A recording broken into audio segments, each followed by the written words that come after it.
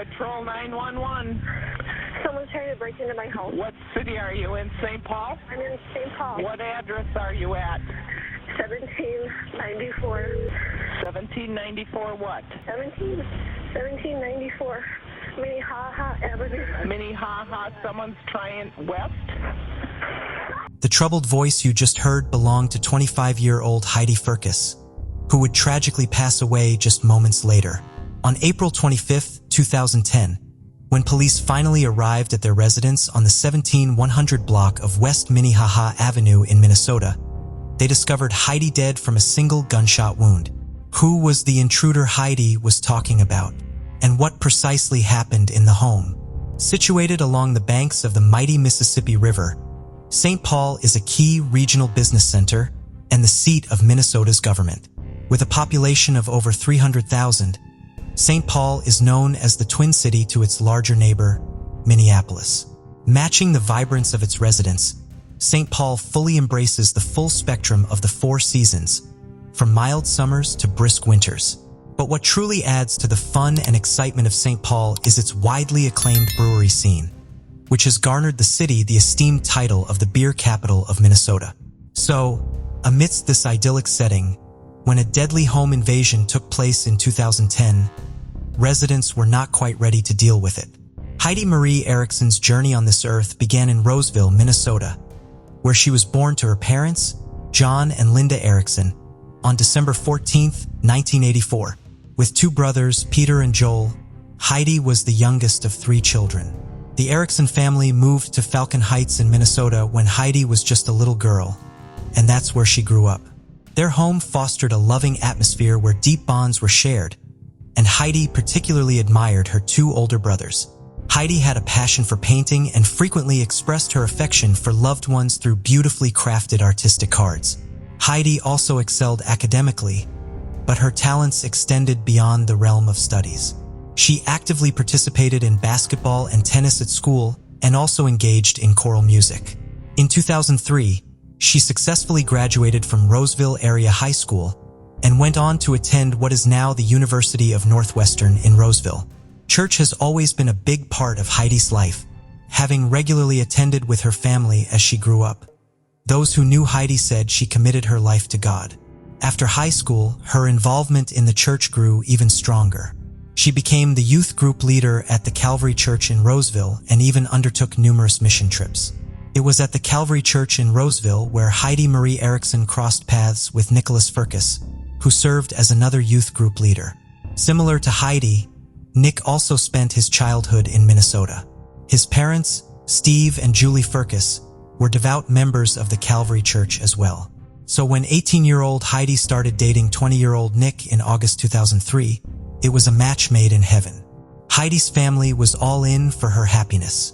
Nick appeared to be an upright young man, and John and Linda were only too glad to bless the couple. In 2005, after nearly 2 years of dating, Heidi and Nick tied the knot. After marriage, they settled down in St. Paul, Minnesota. They were a genuinely happy couple who were deeply in love. Beyond their commitment within the church, the newlyweds found joy in partaking in various outdoor pursuits, such as camping, hiking, and biking.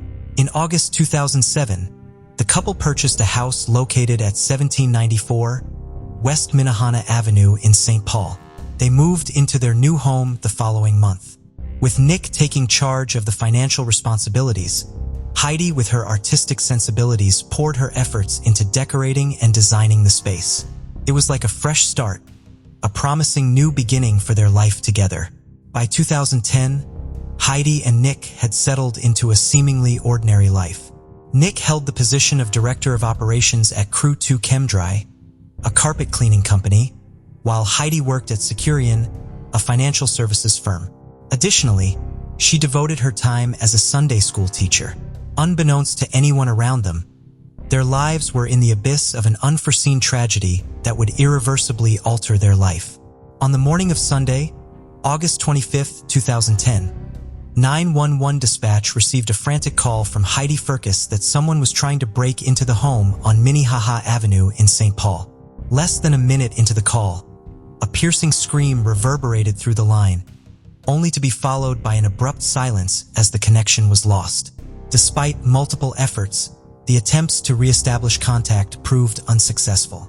However, approximately 2 minutes later, another call was received from the same phone with Nicholas Fiscus on the line, who was desperate for help. As Nick desperately conveyed the harrowing news that both he and his wife had been shot, the police were already en route to the residence. Upon entering the residence, the St. Paul police immediately observed that the front door was slightly ajar. A distinct odor of gunpowder lingered in the air, growing increasingly potent as they made their way toward the kitchen area. In the kitchen, Heidi Fiscus lay motionless on her back, her feet positioned towards the entrance.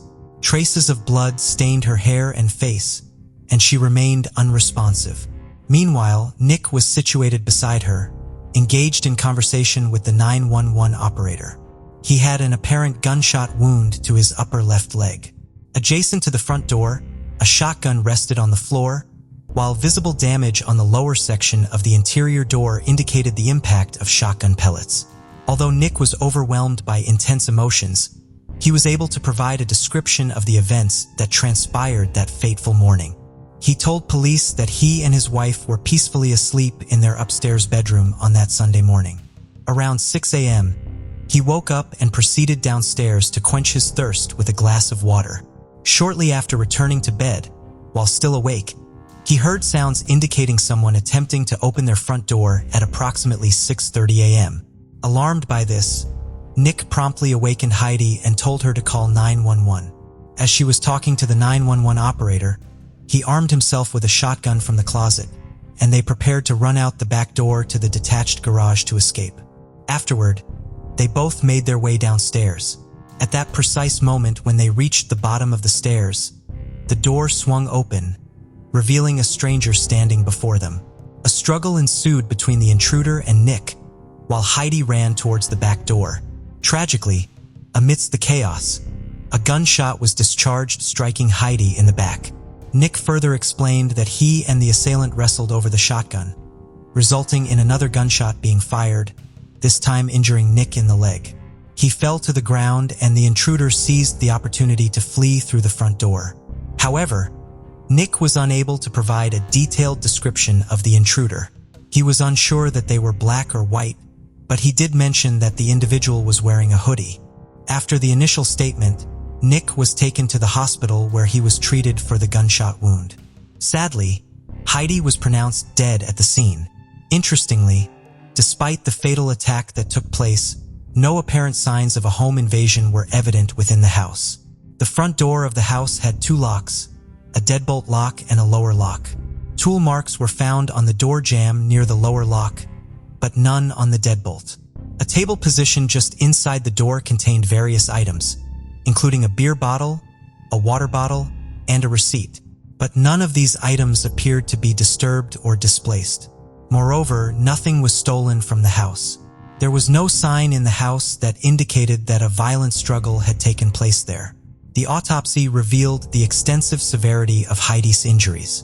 She had suffered a single shotgun wound to her back, which entered from the right side and pierced her posterior vertebral column, left ribs, left lung, and anterior ribs. On a contrasting note, Nick's injury was deemed non-life-threatening. He sustained a through-and-through gunshot wound to his upper left thigh, resulting in no significant bleeding or substantial injury beyond localized damage to the soft tissues. However, emotionally, Nick was still in a deeply distressed state. Throughout the entire ordeal, he appeared hysterical. After receiving appropriate medical treatment, Nick was discharged from the hospital after approximately 3 hours. Meanwhile, the St. Paul police initiated multiple interviews in the neighborhood, inquiring whether anyone had observed or heard anything unusual or out of the ordinary during the time of the incident. One neighbor reported hearing the sound of a car screeching through the streets at approximately 6:20 a.m. The witness described the vehicle leaving the area in a hurry. Another neighbor claimed to have heard a loud noise around the same time, coinciding with the moment Nick placed the 911 call for assistance. However, oddly, this neighbor stated they did not hear any gunshots. With a multitude of unanswered questions lingering, the police were eager to have another conversation with Nick.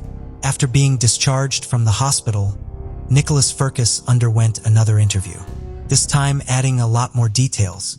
Despite Nick's cooperation, the detectives harbored lingering doubts regarding the honesty of his account. At one point, the detective confronted Nick directly, asking him point-blank if he had any involvement with his wife's untimely death. Nick denied having anything to do with Heidi's death. He reassured the detective, saying they had shared a happy marriage. Though Nick had acknowledged that they were having financial troubles, nobody had anticipated the secret he was about to reveal. He disclosed that he and Heidi had fallen behind on their bills, resulting in their home being foreclosed upon. In fact, the imminent eviction was scheduled for the very next day. What made the revelation even more startling was the fact that they had kept this awful situation hidden from their friends and family. Nick confessed that their plan was to pack up their belongings on Monday morning, store some items in the garage temporarily, and seek temporary accommodation with someone they knew. Additionally, he claimed that there had been fraudulent activity in their bank account. The disclosure of this bombshell revelation left the police astounded, and their immediate focus shifted toward verifying the truthfulness of Nick's claims. As the police delved deeper into the investigation, troubling aspects began to emerge regarding the situation of the young couple. They discovered that back in 2007, Nick and Heidi purchased their home for $250,000 utilizing two mortgages. The primary mortgage carried a monthly payment of approximately $1,300, while the second mortgage had a monthly payment of around $250.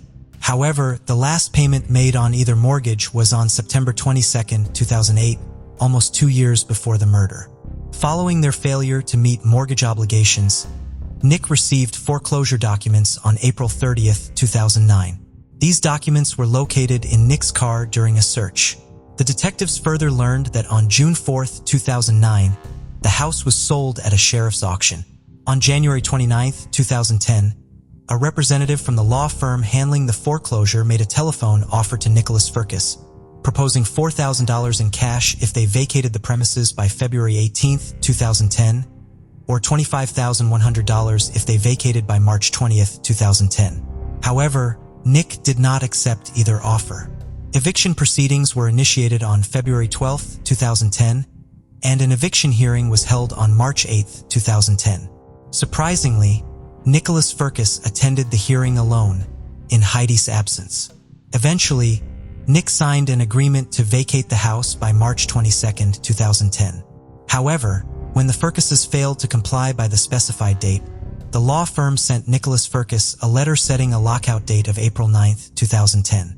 On April 6, 2010, just 3 days before the scheduled eviction date, Nick contacted the law firm claiming that his grandmother was in hospice on her deathbed, thus requesting a few extra weeks to vacate the property. The law firm agreed and rescheduled the lockout for Monday, April 26, 2010. In reality, there was no evidence suggesting either of Nick's grandmothers were in hospice during that time. But what raised further doubts was a lack of preparation made for an eviction. Despite being aware of the impending need to vacate the property, there were no signs of any packing or preparations being made. Pictures were still on the wall. The fridge was stocked with food. Clothes were neatly folded in the dresser, and no furniture was moved.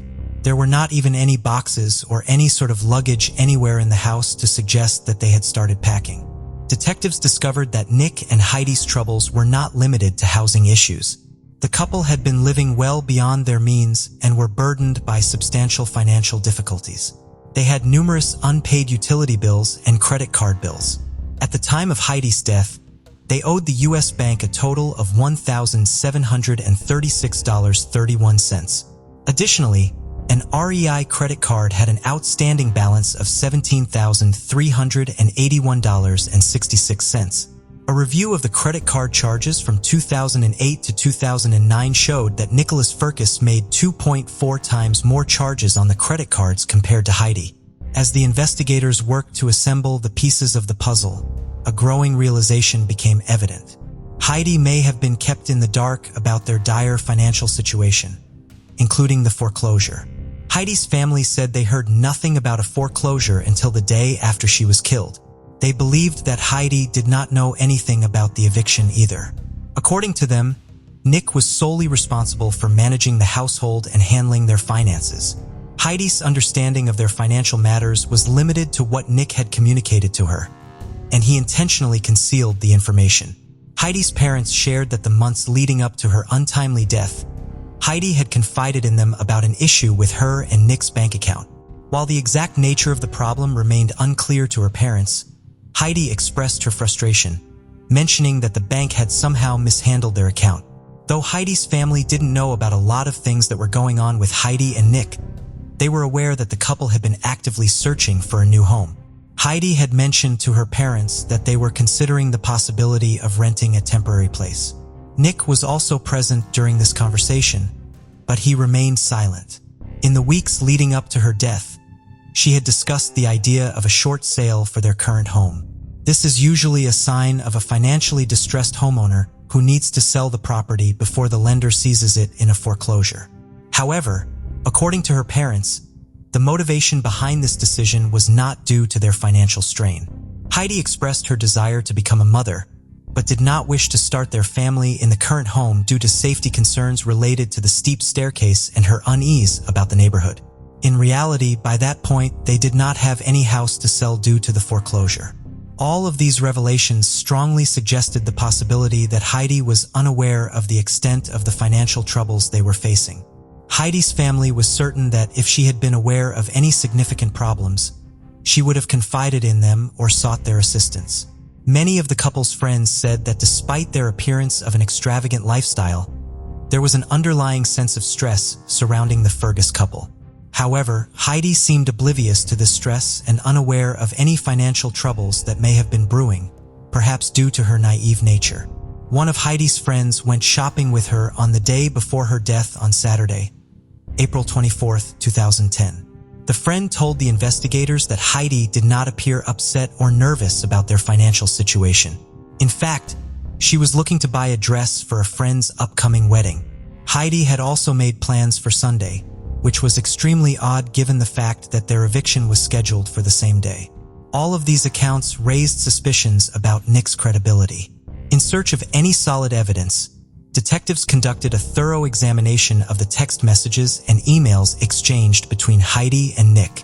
However, they found no messages referencing foreclosure, eviction proceedings, or any indication that they would imminently need to vacate their house. On the contrary, a message sent by Heidi to a friend on March 11, 2010 expressed a desire for relocation if they were not tied down by their current house. The law firm handling the foreclosure and eviction had no documentation signed by Heidi, and their representatives had never been in direct contact with her. All interactions and communications were solely with Nick. Furthermore, in the emails from March-April 2010, Heidi repeatedly requested Nick to handle and respond to these calls, indicating that she was receiving them. In response, Nick reassured her that he was taking care of it and mentioned being in contact with U.S. Bank regarding an audit involving fraud with their account. He also assured Heidi that their credit scores were good. In reality, the bank never conducted any such audit, nor was there any fraud related to the Fiscus account. Even with this seemingly incriminating evidence, what made the case all the more perplexing was the absence of a clear motive. Detectives thoroughly investigated Nick's financial accounts in search of any possible leads, but they found no evidence of him benefiting from Heidi's death, whether monetarily or otherwise. Taking another approach to this puzzling case, detectives reconstructed the invasion to observe whether it was possible to hear the jingling sound at the front door from the upstairs bedroom. Unfortunately, the test did not yield any significant findings. The lack of development was disappointing, but authorities continued their efforts to uncover the truth. Throughout the investigation, the police maintained contact with Nick, and he was cooperative for the most part. He willingly provided his DNA samples and answered their questions. However, a few weeks later, Nick decided to hire a lawyer, Joe Friedberg, who advised him to cease communication with the police. Friedberg alleged that Nick had been mistreated by the police, emphasizing that Nick was a victim and a grieving widower rather than a suspect. As a result, when the police approached Nick with more probing inquiries, he declined to respond to any of them, following the advice of his attorney.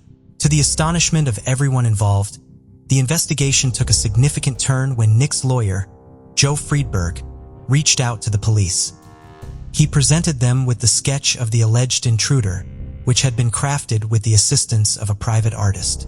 Detectives found it peculiar that Nick and his lawyer had sought the assistance of a random artist, instead of utilizing the professional services of the police sketch artist. The police became even more skeptical when they compared Nick's initial claim of not getting a good look at the intruder with the level of detail present in the release sketch. The illustration depicted a middle-aged man with a dark complexion, big eyes, and wearing a hoodie. Despite their suspicion, the authorities decided to give Nick the benefit of the doubt. In an effort to potentially identify the alleged intruder, the police released the sketch to the media, and soon they found a lead. The sketch looked familiar to St. Paul police. Approximately 4 months earlier, the police had been involved in a high-profile case involving a series of break-ins during the morning hours, where the homeowners were present during the incidents. These crimes had garnered significant media attention at the time. The police realized that they might be dealing with the same individual and focused their efforts on linking the two cases together. The intruder was a man named Michael Lee Pye. But there was just one problem. Michael Pye could have been involved in Heidi's murder because he was already in prison when she was killed. He was arrested on January 1, 2010 for the series of burglaries. The St. Paul police still interviewed Pye and subsequently ruled him out as a suspect. Detectives theorized that Nick Fiscus may have seen Pye's face in the media coverage and concocted a story implicating him as the intruder. But theories alone couldn't prove Nick's guilt. So the investigators waited for something more substantial: the forensic reports. The forensic report yielded some intriguing findings. The ballistic analysis of the bullets revealed that both shots were fired from Nick's shotgun, confirming his statement regarding the weapon used in the incident. However, the bullet trajectory of Heidi's gunshot wound did not align with the account provided by Nick. But the biggest finding was the absence of unidentified DNA on both the murder weapon and the crime scene. The only DNA they could find either belonged to Heidi or Nick. This led them to consider the possibility that there might not have been an intruder involved, but rather the crime was perpetrated from within. But what could Nick Fiscus possibly gain from his wife's murder? Detectives couldn't help but wonder if Nick had deceived Heidi for an extended period, painting a false picture of a stable and prosperous life. Heidi may have discovered the truth about their financial turmoil, or she was very close to doing so. Perhaps driven by fear or desperation, he had resorted to drastic measures to maintain the illusion he had created for Heidi. However, these were all speculations, and authorities still lacked enough conclusive evidence to tie Nick Fiscus to the crime. As the days turned into months, Heidi's family had to move on with their life. However, they continued to advocate for justice. Unfortunately, the investigation seemed to have reached a standstill, leaving many frustrated and disheartened.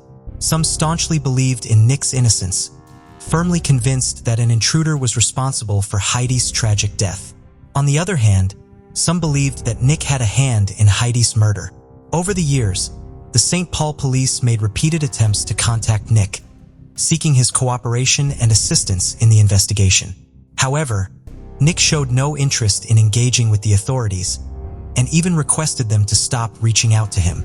His lawyer, Friedberg, consistently asserted that the police had exaggerated the financial troubles faced by the Fiscus couple.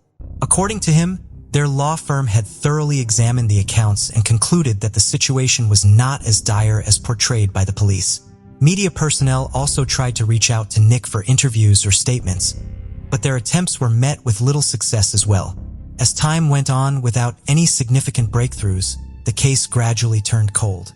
Though authorities never ruled Nick out as a possible suspect, he was also never officially declared as a suspect. Meanwhile, Nick had moved on with his life too. Just 3 months after Heidi's death, Nick met another woman, Rachel Watson, and used his recent tragedy as a means to win her affection. Coincidentally, Rachel got to know Nick on a personal level through her sister, Sarah, who had shared a close friendship with Heidi. Believing that Nick was the man of her dreams, Rachel started a romantic relationship with him. Sarah too held the belief that she was the one for Nick, considering him a remarkable man who had loved and faithfully cared for his wife. In August 2012, after almost a year of dating, Rachel and Nick exchanged vows. The couple went on to have a happy marriage, and they eventually became the proud parents of 3 wonderful children. They soon moved into a house that was purchased by Nick Fergus' parents. This arrangement was made due to Nick's poor credit score at the bank. Nick and Rachel agreed to make monthly mortgage payments to Nick's parents, while Nick took on the responsibility of paying the property taxes directly to the county. Everything was going well until Rachel stumbled upon a notice indicating that they were at risk of losing their home to foreclosure due to unpaid property taxes. Rachel's mind immediately drew a connection to Heidi's death. She couldn't help but recall the last time Nick faced similar situation. It resulted in an unfortunate event.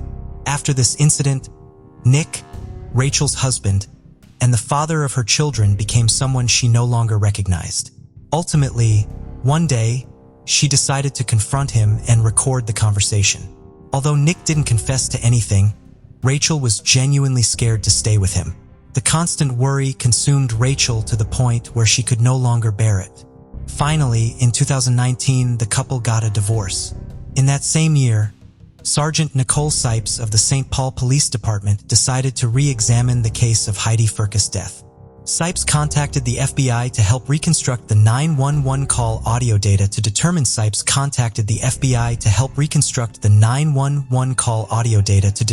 if there was evidence of a third person in the home. The analysis of the 911 call highlighted a few concerns. In Heidi's 911 call, there was no indication of a struggle or any mention of an intruder who had gained entry into the house. Her call did not provide any evidence to support Nick's claim of a home invasion. Yet during Nick's 911 call, which came in just a minute later, the sounds of police arriving at the scene can be heard in the background. This raised doubts about the timeline and the accuracy of Nick's account. The FBI also compared the ballistics test results with the virtual model of Heidi and Nick Fergus's home to further investigate the nature of the shots fired. The analysis suggested the likelihood that the gunshots fired during the incident were intentional rather than accidental.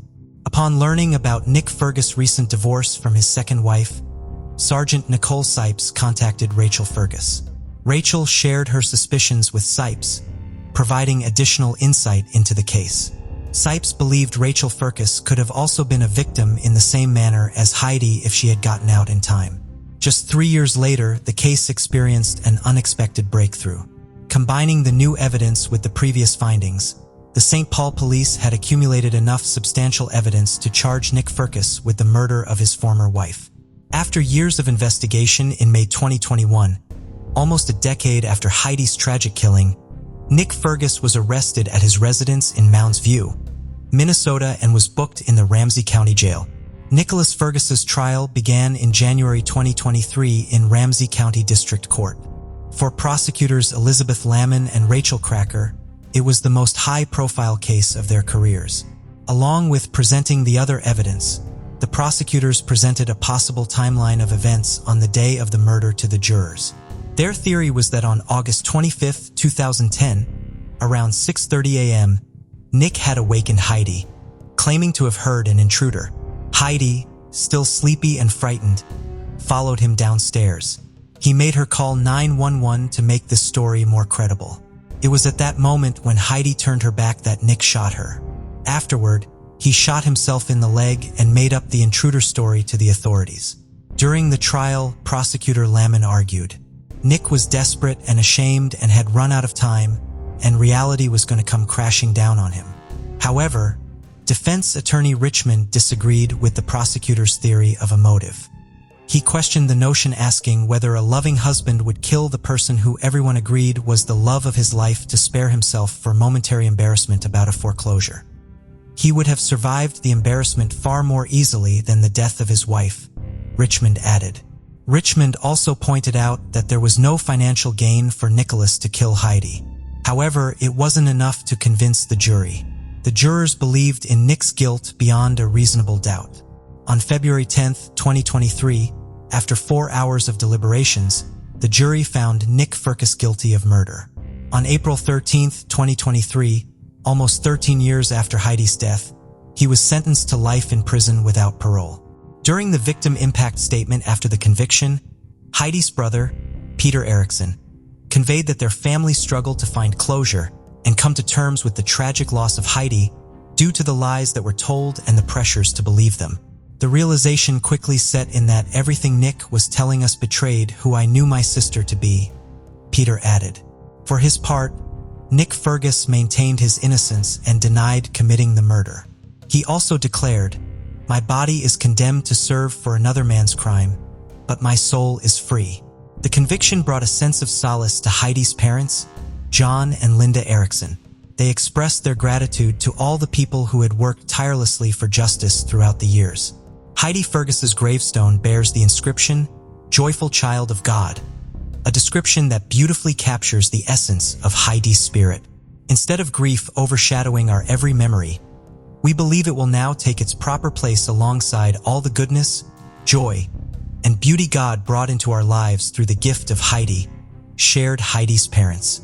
It is truly heartbreaking to see how far some people are willing to go just to maintain a facade. Do you think Nick Fergus could have been honest about the intruder? Or was it merely a last-ditch effort to cover up the truth? Share your thoughts in the comments below. Before we proceed, I've got an exciting surprise for you. We've launched a brand new channel dedicated to intriguing content such as old historical mysteries, cold cases, and particularly chilling horror stories perfect for bedtime. Drop a comment letting us know if you're a fan of horror stories or not. You can find the link in the description below. Let's find out who will be the first to explore it.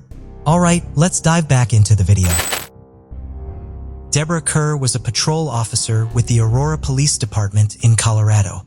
At 26 years old, she had been with the department for 1 year. On June 27, 1981, Officer Kerr stopped a vehicle at East Colfax Avenue and Moline Street after observing a traffic infraction by the driver. 19-year-old Glenn Spies arrived behind her patrol car as she began her interaction with the driver. Glenn was heading home from his shift. Glenn was driving home from his shift for Aurora's Police Explorers program. The program allowed young people to gain some experience in law enforcement in order to help them discern if they wanted to pursue a career in it. At the beginning of each shift, Glenn would go to the police station to pick up a police radio and perform simple patrol tasks like checking for graffiti and watching out for trouble at local parks and pools.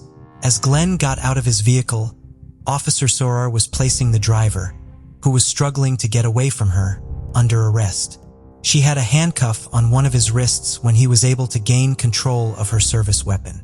Glenn heard Officer Kerr scream for help before the driver shot her with her own gun. Upon hearing the shot, Glenn tried to hide behind the patrol car, but the assailant was able to shoot him as well. The bullet shattered near his spine. The shooter took off in his vehicle. Glenn could not move as a result of the location of his injury, and he was unable to go for help or get to Officer Kerr. Glenn was rushed to the hospital. Despite initial concerns, he did not lose his ability to walk. His injury did prevent him from continuing into law enforcement, however, as it left him in a great deal of pain and made walking difficult. Officer Kerr did not survive her injuries. That day, she became the first Aurora police officer to be killed in the line of duty. Her killer was quickly identified as 30-year-old Joe Michael Irvin. Irvin was originally from North Texas. He had come to Colorado in 1969 to escape prosecution for another murder. In October of that year, a grand jury in Tarrant County indicted him for a murder which had occurred at a bowling alley in Fort Worth 2 months earlier. The victim in that crime was 21-year-old Rodney Gene Bonham. During his time in Colorado, Irvin was suspected in several rapes and murders and was arrested but allowed out on bond in connection to 2 different cases. He was never connected back to the indictment in Texas because his year of birth had been incorrectly entered into the system when the arrest warrant was issued, and he had been living under the surname of Irwing while in Colorado. Because these issues had not yet been uncovered, he was never extradited to Texas. When Irvin was arrested at his residence for Officer Kerr's murder, he was in the process of attempting to saw her handcuff off of his wrist. Unfortunately, Irvin was never brought to justice for Officer Kerr's murder. On July 1st, 19 justice for Officer Kerr's murder.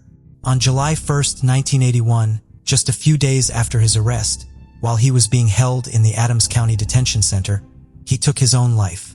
More than 4 decades later, authorities would learn that Officer Kerr had not been Irvin's first victim in Colorado.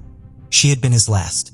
On January 28, 2022, authorities announced that they were closing 4 cold cases they were now attributing to Irvin. DNA had tied him to the 4 murders, 3 in Denver and 1 in Adams County, Colorado, that occurred between December of 1978 and January of 1981. While exact details have not been made public, Denver Police Commander Matt Clark did disclose that all of the cases had an underlying sexual component. 33-year-old Madeline Fury Livaday was killed on December 7, 1978. She was stabbed to death inside of her home on Poplar Street in Denver. Investigators believe Irvin came to her door and forced his way inside to kill her when she opened it. Madeline was the mother of 2 young daughters. According to her sisters, Madeline was creative and adventurous. She loved learning and traveling, but nothing as much as she loved her 2 girls. She was an ecologist, writer, and editor for the children's magazine Ranger Rick. Tragically, we didn't get to grow up with her and hear the stories and witness the contributions she would have made to the world. Madeline's daughter, Molly, said after her mother's killer was finally identified, the body of Irvin's next victim, 53-year-old Dolores Barajas, was discovered on August 10, 1980, lying in the street in the 500 block of East 17th Avenue in Denver. She had been stabbed to death while walking to work at the Fairmont Hotel in downtown Denver, where she was employed in the cafeteria. Dolores had been working in Denver temporarily while spending the summer with relatives in Colorado and was about to return home to her family in El Paso, Texas. The day of her murder was her last day of work at the hotel before she traveled back to Texas. Dolores' family said in a statement read at the announcement of Irvin's identification that they still miss her greatly, and they are grateful for all of the efforts that ultimately resulted in her case being solved. They have requested that police not release any photos of her. The body of Gwendolyn Harris, 27, was found lying in the street near East 47th Avenue and Andrews Drive in Denver's Montbello neighborhood on December 21, 1980. She had been stabbed to death. The night before, she had been seen at the Polo Club Lounge in downtown Denver, somewhere she was known to frequent. The location where her body was found was more than 10 miles away from where she was last seen and within 1 block of Irvin's home at the time. According to her family, Gwendolyn was bright, soft-spoken, and athletic. Irvin's youngest victim was 17-year-old Antoinette Tony Parks. Sheriff's deputies in Adams County found her body in a field near 64th Avenue and Broadway on January 24, 1981. She had been stabbed 23 times. At the time of her murder, Tony was 6 to 7 months pregnant. She was a good student at Gateway High School and was determined to finish her high school education after she gave birth. She loved children, and the children in her family loved spending time with her. Her family believes she would have one day owned and operated her own daycare center. The 4 cases were originally investigated separately. However, between 2013 and 2018, they were all connected as a result of DNA evidence from the crime scenes. Dolores and Madeline's cases were linked thanks to DNA in June of 2013, and DNA found during an examination of the evidence in Gwendolyn's case linked her murder to those 2 cases in December of 2015. DNA then tied Tony's murder in Adams County to the 3 Denver murders in October of 2018. In 2019, the investigative team began an in-house effort to use genetic genealogy to identify the individual whose DNA was found at the 4 crime scenes. This eventually narrowed their focus to the state of Texas, where the killer appeared to have extended family. Investigators in Colorado worked with their counterparts in Texas to perform familial searches in the Texas criminal database. This led to the identification of a more direct relative of the killer in 2021. By looking at this individual's family tree, authorities then identified Joe Michael Irvin as a potential suspect who required further investigation. No archived samples of Irvin's DNA could be located. Following his death in Colorado in 1981, Irvin's body was returned to his home state and he was buried in Arlington, Texas. In late 2021, his remains were exhumed so that a DNA sample could be collected from them. In January of 2022, a direct comparison confirmed that it was Irvin's DNA found at all 4 crime scenes. Irvin's identification was highly for the families of his victims. By the time Irvin was identified, Tony Park's mother and 3 sisters had all passed away without ever learning the identity of Tony's killer. Only Tony's 2 brothers, George and Carl Journey, lived long enough to learn who had taken Tony from them. George told Denver 7 News that he spent 3 hours crying after learning his sister's case was finally closed. He still loves and misses his sister, and while he is grateful for answers and all of the hard work that went into finding them, he still struggles with Tony's death. In addition, he also struggles with the fact that Irvin cannot be prosecuted for Tony's murder. "I'm angered because he didn't face justice," he told KCNC TV. "But I know my mom and family wouldn't want us angry. They'd want us to be happy that this has all brought to a close." His brother, Carl, lives in Arkansas, and the family was concerned about finding the funds to fly him back to Colorado so that he and George could process the news together. Denver 7 News was able to provide the money for the flight through community donations to their Denver 7 Gives program, allowing both George and Carl to attend and speak at the press conference announcing Irvin's identification. Madeline Fury Livedette's 2 daughters, Molly and Ariel, were also at the press conference, where Molly read a statement. In addition to recalling their mother's memory and accomplishments, they also thanked the investigators who had finally identified her killer. They also recognized Officer Deborah Kerr and the lives she saved with her death. With her sacrifice, she prevented him from killing anyone else, and it's clear that he wasn't going to stop on his own. She stopped him. The police stopped him back in 1981, and for that, for Officer Kerr's sacrifice of her life, we are grateful, Molly said in her statement. While Irvin cannot be prosecuted for the murders, authorities believe the years of effort that ultimately led to his identification were still beneficial. While the perpetrator cannot be fully held accountable for his despicable actions, we hope that knowing who is responsible can bring some peace to the families, Denver Police Chief Paul Pazin said at the press conference. Before we continue, 90% of you haven't subscribed to our channel, so if you like this video, please subscribe. It motivates us to make more content for you. Okay, let's continue. In November of 2021, both the Harrisonburg Police Department and the Charlottesville Police Department were conducting missing persons investigations in Virginia. Police in Charlottesville were looking for Nita Smith, a 39-year-old mother of 6 young children. She was last seen on the evening of November 14th in Charlottesville and reported missing on November 19th. Police in Charlottesville had reason to believe that she had traveled to Harrisonburg, Virginia, a city more than 50 miles away in Rockingham County. Police there were looking for 54-year-old Aileen Elizabeth Beth Redmond at the same time. Beth was the mother of 2 daughters and a grandmother of 4. Her husband had passed away in 2017, leaving her heartbroken. For years later, she was just beginning to get her life back together. She had just gotten a new job and a new apartment so that she would not be surrounded by memories of her late husband. Beth had not been seen since October 24th. Her family could not contact her and she did not come home to her apartment. She also failed to report to work, which was highly unusual for her. She did not have access to a vehicle, limiting her ability to travel on her own. The last time her family talked to her, she told them she was going to the Howard Johnson Hotel on Linda Lane to watch a football game with someone named Aunt. No one in her family had heard her talk about someone with that name before.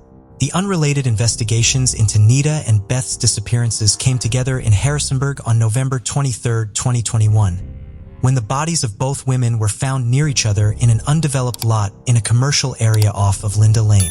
The 2 women had both been murdered, but at different times. I knew that I had to lose my mom one day, but never did I ever imagine that I would be in a way like this.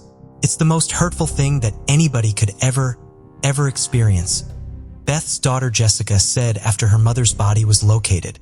The discovery of Nita's body came at an already difficult time of year for her family. Her body was located 3 days after the 9th anniversary of the disappearance of her niece, 19-year-old Sage Smith. While Sage's case was initially investigated as a missing persons case, it was reclassified as a homicide investigation in November of 2016. Her case remains unsolved. The same day the 2 bodies were found, 35-year-old Anthony Robinson was arrested for the 2 women's murders.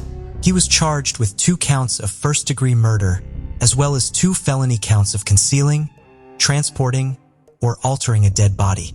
Robinson was tied to the two victims using cell phone records and surveillance footage. He had met both of them on dating sites. Police believe they were both killed at the motel where Robinson was staying.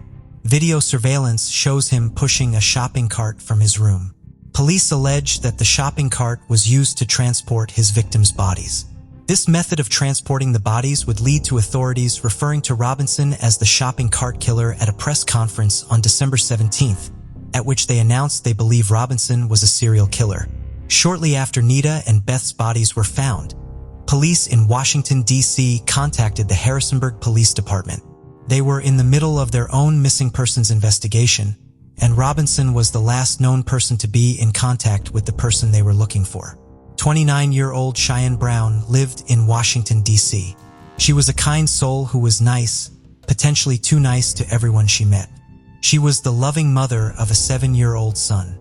She was last seen on September 30th, 2021, when she was approximately 4 months pregnant. That day, she was last seen by her family getting on to a local bus. She then took the metro from D.C. to the Huntington station in Fairfax County, Virginia. Surveillance footage shows her with Robinson at the metro station in D.C.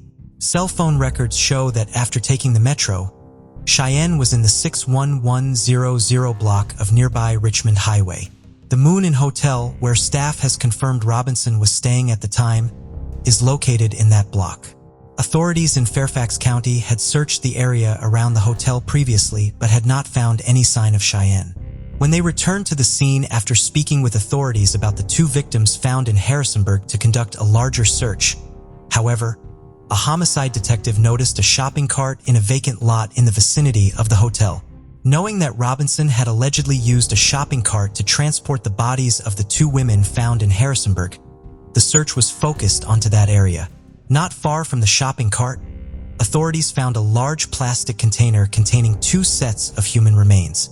Cheyenne Brown's family positively identified a distinctive tattoo she had on one of the sets of remains, leading authorities to tentatively identify those remains as Cheyenne. "My heart is broken. Just the thought of my baby not being here is devastating. It's like a bad dream I just want to wake up from," Cheyenne's mother, Chundra Brown, who had called local hospitals and morgues as part of her desperate search for her daughter before her remains were located, told the Washington Post. Cheyenne's family believes that Robinson may have been in contact with her prior to her disappearance. According to Cheyenne's cousin, Jonathan Willis, he went to Chundra Brown's home in mid to late September while Chundra was out of the country for work. Cheyenne was there with a man he did not know. He asked the man to leave the home since Chundra did not like people she had not met being inside her home when she was not there. The man, who Jonathan believes could be Robinson, left without incident. The state of decomposition the other set of remains was found in complicated identifying them, although investigators identified a missing woman from Redding, California, Stephanie Harrison, as a potential match to the remains. 48-year-old Stephanie was last in contact with her family on August 19th while she was on a sightseeing trip in Washington, D.C. Stephanie had 3 children and 3 grandchildren. She normally called her children multiple times throughout the day, so her daughter Destiny knew something was wrong when the routine calls her mother stopped. "My mom was super family-oriented. She was a beautiful, kind soul. She put everyone before herself. She would drop anything she was doing if you called and needed her help. She would give you her last dime if you needed it," Destiny said of her mother. The last transaction on Stephanie's bank records occurred at the Moon Inn Hotel when she checked into a room there. She told her family she knew people in the Washington, D.C. area and may have been communicating with people online. Authorities from Virginia traveled to California to collect DNA samples from Jessica's family members to compare to the remains. On January 7, 2022, authorities announced that DNA had confirmed that the remains found near the hotel belonged to Cheyenne Brown and Stephanie Harrison. Robinson has no known criminal record, although he has interacted with the police in Washington, D.C. before. On 3 occasions in 2012 and 2013, Robinson was involved when police were called for a domestic dispute, unauthorized use of a vehicle, and an argument Robinson had with his aunt. He was not accused of violence during any of these incidents, and they did not result in an arrest or any charges. Police believe Robinson met his victims through various social media and online dating sites, although the only ones they have publicly discussed by name are Tagged and Plenty of Fish. Since his arrest, at least 2 women who met him through such sites have come forward to police. They say that when they met Robinson in person, they could tell that something was wrong and quickly ended their dates with him, which police believe may have saved their lives. Authorities would like to speak with any other women who met Robinson online, particularly through dating sites. Robinson lived a transient lifestyle, moving around and working various jobs. In addition to Virginia and Washington, D.C., he has known former addresses in Maryland and New York. Authorities are investigating possible ties between Robinson and other unsolved cases in various locations. He didn't suddenly turn into who he is 3 months ago. That's why we are painstakingly going through his whereabouts, his relationships, and employment history to figure out if, in fact, there are other victims. The good thing is he's in custody. The challenge that remains is identifying other victims. Fairfax County Police Chief Kevin Davis said after Robinson's arrest, so far, only one other potential victim has been identified. Investigators are currently working to determine if Robinson is connected to the murder of a young woman whose body was found in a shopping cart in Washington, D.C. on September 7, 2021. Her name has not been made public. Digital evidence allegedly places Robinson in the area at the time the victim went missing. While authorities believe it is important to publicize the details of Robinson's crimes in order to identify other potential victims in other parts of the country, Robinson's lawyer disagrees. In a court filing made in December of 2021, his lawyer asked the court to issue a gag order that would prevent law enforcement from using the term shopping cart killer, releasing information in the case to the public without the permission of the court, or referring to argues that language used by various departments involved in the case is prejudicial and will impact his client's ability to receive a fair trial. He further argues that it is inaccurate to refer to his client as a serial killer, as he is so far response to the filing, standing by their handling of the investigation. The court proceedings are ongoing. 62-year-old Gladys May Hensley lived in an apartment within a senior living complex on High Street in Eugene, Oregon. On June 5, 1986, the staff at the complex became concerned because they had not seen Gladys in a few days and decided to perform a welfare check. When they entered the apartment, they discovered Gladys' body. She had been murdered. The police estimated her time of death as the early morning hours of the previous day, June 4th. One of the apartment's windows was found unlocked, and all of the curtains had been drawn. 2 weeks later, there was another murder in Eugene.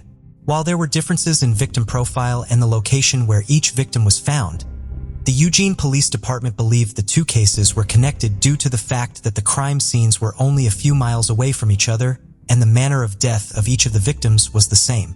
That manner of death has not been specified publicly and only described by police as the result of homicidal violence. The second victim was 33-year-old Janice Dickinson. On June 19, 1986, her nude and bloody body was discovered lying face-up under a tree along a hillside behind a car dealership on Colberg Road. She had been sexually assaulted, and there were signs of a struggle at the scene. These 2 murders would later be connected to a case being investigated by the Oregon State Police. 73-year-old Geraldine Spencer Toohey lived alone in her home on Franklin Boulevard in Eugene.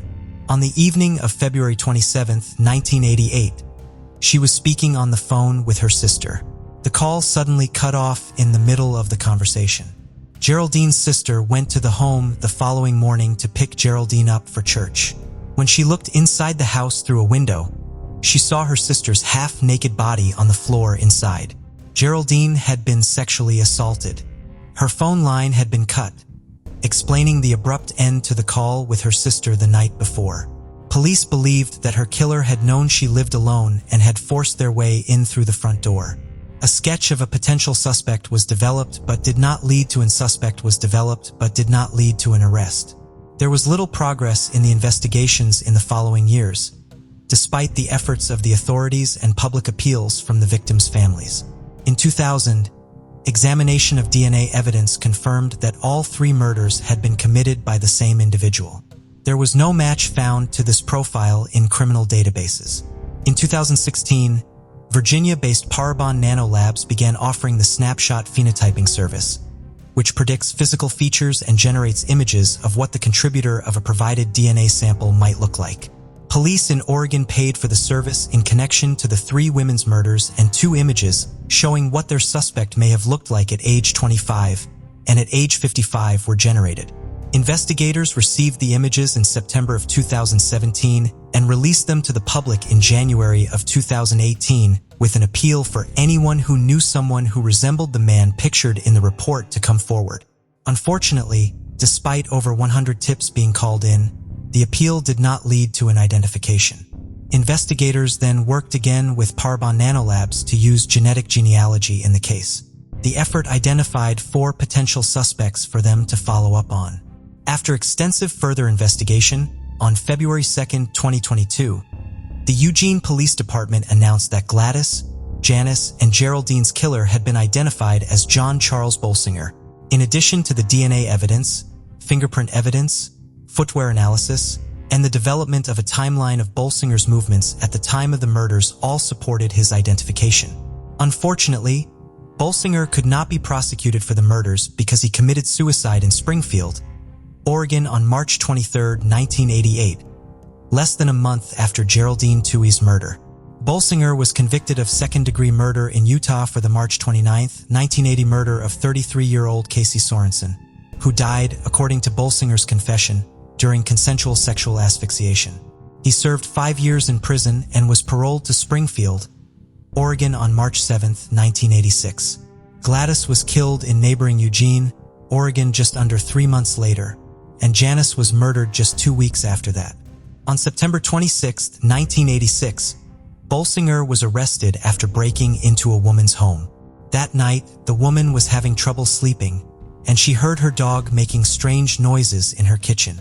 When she got up to investigate, she found a man reaching in through her kitchen window to remove a brace preventing her sliding glass door from being opened. She ran into her living room and called 911. The man made entry into the house and followed her into the living room. When he tried to take the phone from her, she began screaming and hitting him with the phone as well as a nearby flashlight. The man fled the residence, leaving behind a down vest and a paring knife. The woman told the police that the man had run off when they arrived just after he escaped, and he was soon apprehended by a canine officer. The intruder was Bolsinger. He said he had gone up to the woman's house and knocked on the door a few times, but nothing else, and claimed that he remembered nothing else about the home as he was suffering from memory loss. Bolsinger was sentenced to 5 years in prison but was only in custody in Oregon for less than 1 year. He was transferred from the Oregon Department of Corrections to the Utah State Prison on August 4, 1987, to serve time for violating his parole. He was released from prison in Utah just a few months later on December 7th. He returned to Oregon and enrolled at Lane Community College for the winter 1988 term. Geraldine was murdered in February of 1988. Bolsinger took his own life in March, just a few weeks after the release of the sketch of the suspect in her case, although there is no way of knowing if the sketch influenced his decision. Authorities have not been able to identify any sort of relationship between Bolsinger and any of his 3 victims in Oregon. The press release announcing Bolsinger's identification concluded by saying, "The Eugene Police Department and the Oregon State Police are pleased to finally bring closure to the family members of Gladys, Janice, and Geraldine, as well as our community. Both agencies remain committed to constantly evaluating unsolved cases and utilizing emerging technologies to bring closure to other families of crime victims.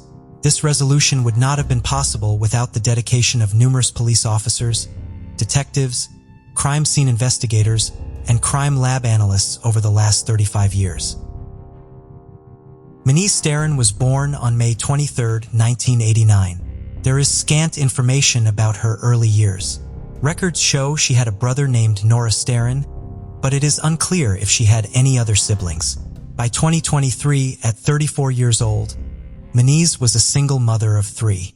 She lived in a modest apartment at 1428 7th Street in St. Paul, Ramsey County, Minnesota. It remains uncertain whether she had ever been married.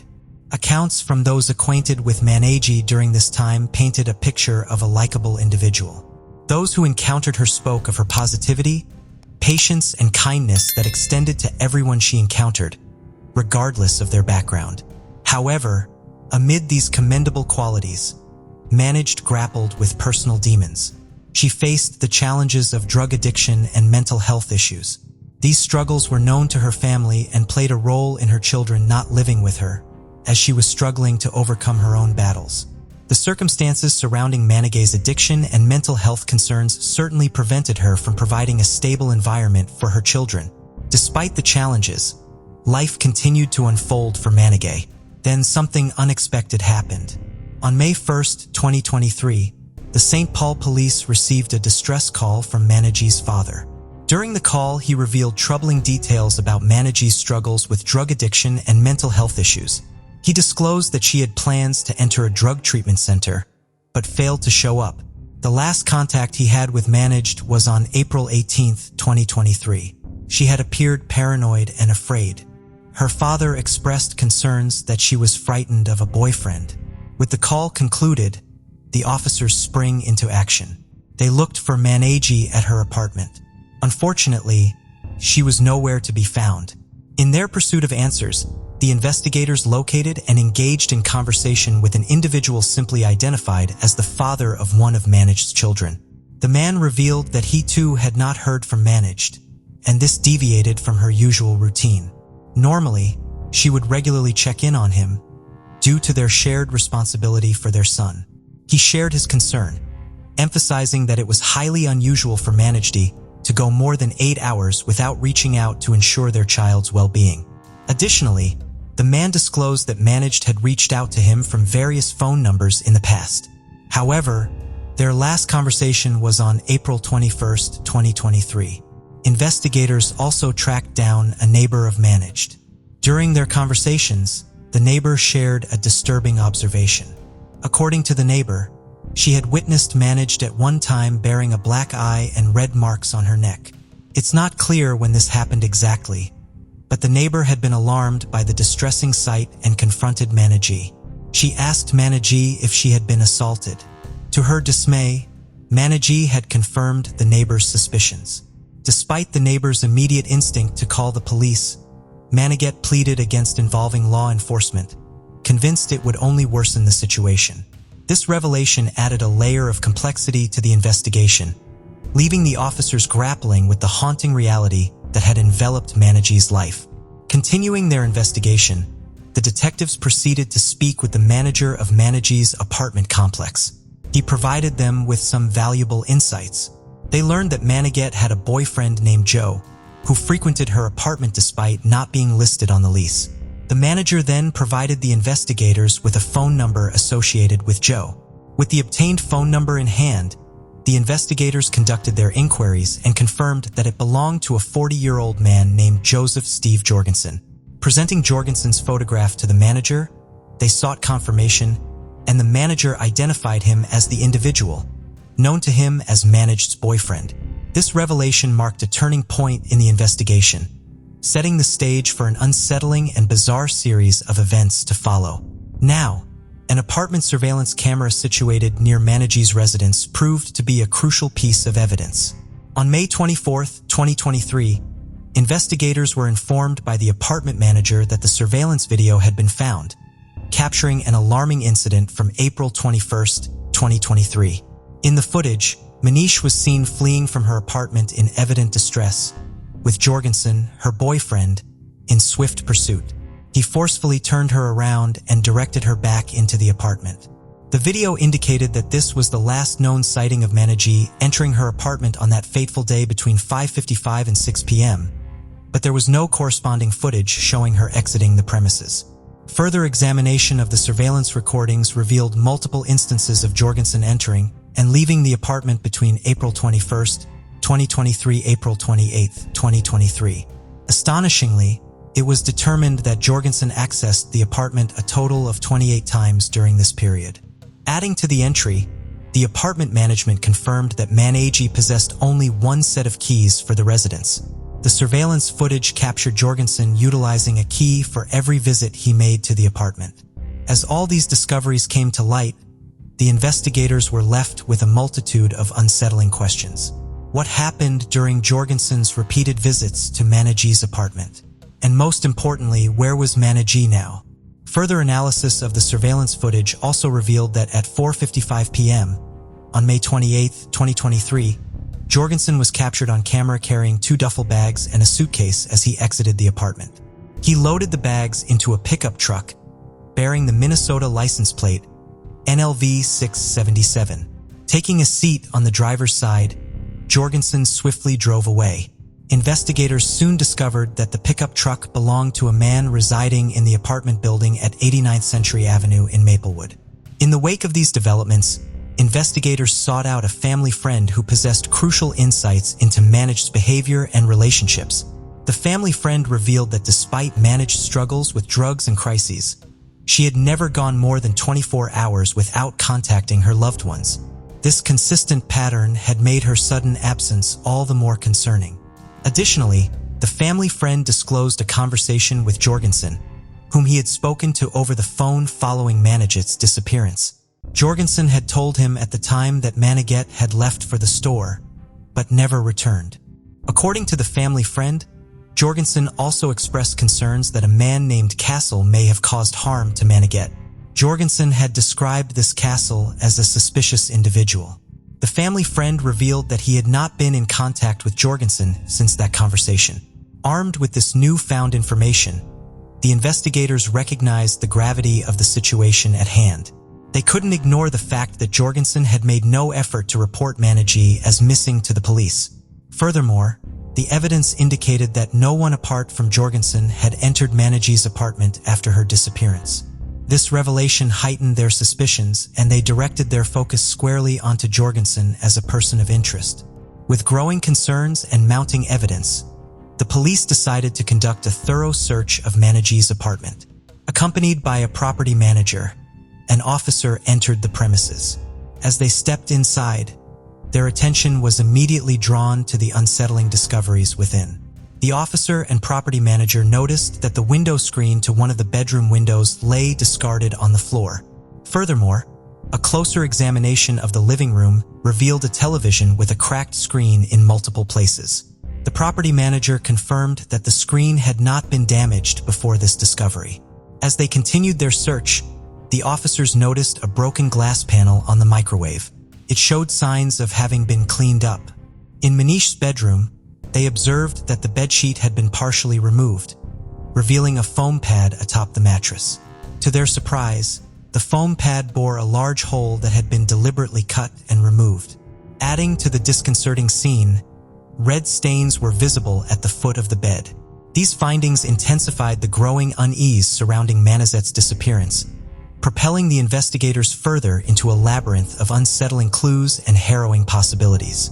Following the necessary legal procedures, the officers obtained a warrant to thoroughly search and process Manjit's apartment for vital forensic evidence. The warrant was executed on May 25, 2023. Careful examination of the apartment by crime scene technicians unveiled a disconcerting truth. Substantial amounts of blood were discovered in the living room, notably on the couch, the floor, and the kitchen area. The telltale signs of an attempted cleanup indicated that someone had made desperate efforts to remove the traces of the blood.